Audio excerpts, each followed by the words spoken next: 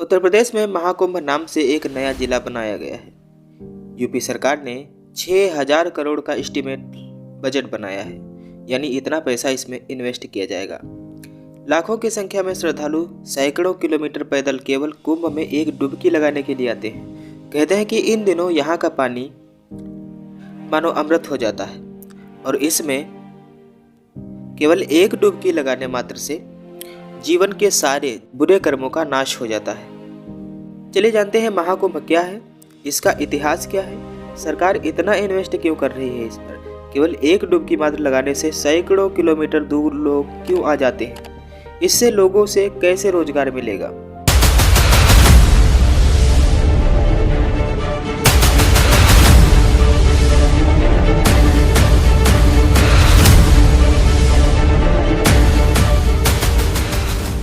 हाल ही में उत्तर प्रदेश ने महाकुंभ नाम से एक नया जिला घोषित किया है। यह उत्तर प्रदेश का 76वां जिला होगा जो टेम्पररी बनाया गया है, मतलब जब तक कुंभ चलेगा तब तक यह जिला रहेगा।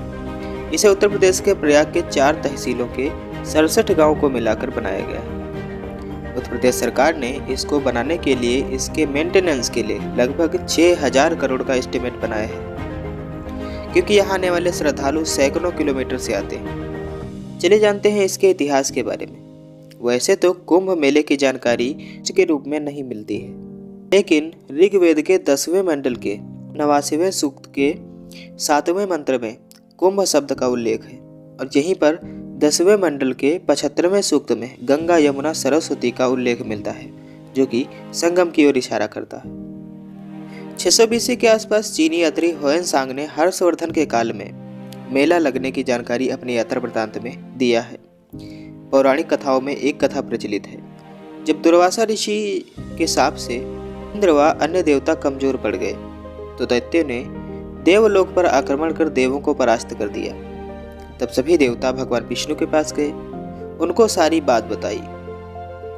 भगवान विष्णु ने कहा, दैत्यों का सामना करने के लिए सभी को अमृत को पीना होगा और उसके लिए क्षीर सागर का मंथन करना होगा, लेकिन उसके लिए दैत्यों का सहारा लेना होगा।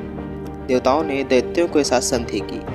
मंथन में एक तरफ दैत्य तथा दूसरी तरफ असुर थे। मंदराचल पर्वत को मंथन के लिए वासुकी नाग को रस्सी के रूप में तथा मंदराचल को रोकने के लिए भगवान विष्णु ने कछुए का रूप धारण किया।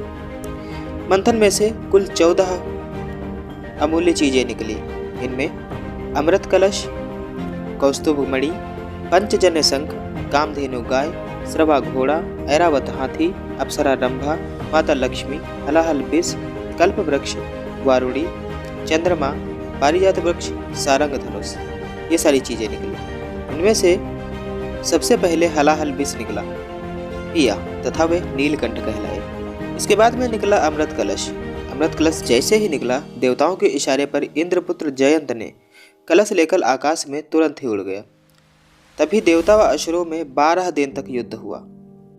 कुंभ भी 12 होते हैं, जिनमें 4 पृथ्वी पर तथा 8 देवलोक में होते हैं। कहते हैं कि देवताओं के 12 दिन मानव जाति के लिए 12 वर्ष के बराबर होते हैं, इसीलिए महाकुंभ 12 वर्ष बाद लगता है। इस युद्ध के दौरान अमृत कलश से 4 बूंद पृथ्वी पर गिरे।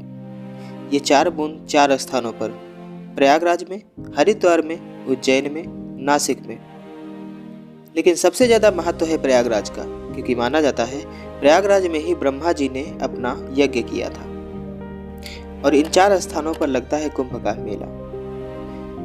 कुंभ का भी एक योग होता है। यह तभी लगता है जब योग बने। उस समय यानी युद्ध के दौरान चंद्रादिकों ने कलश की रक्षा की थी, इसीलिए वर्तमान राशियों में जब चंद्र व सूर्य देवता का योग बनता है तभी कुंभ लगता है। यह विशेष दिनों में लगता है, जिसमें पौष पूर्णिमा, मकर संक्रांति, मौनी अमावस्या, बसंत पंचमी, माघी पूर्णिमा और महाशिवरात्रि शामिल। कुंभ का एक ज्योतिष महत्व भी है। ज्योतिष शास्त्र में कुंभ का असाधारण महत्व है। जब बृहस्पति के कुंभ में प्रवेश तथा सूर्य के मेष राशि में प्रवेश से इन ग्रहों की स्थिति हरिद्वार से बहती हुई गंगा के प्रयाग में हर की पौड़ी स्थान पर औषधिकृत कर देती है और यहाँ का पानी अमृत जैसा बन जाता है।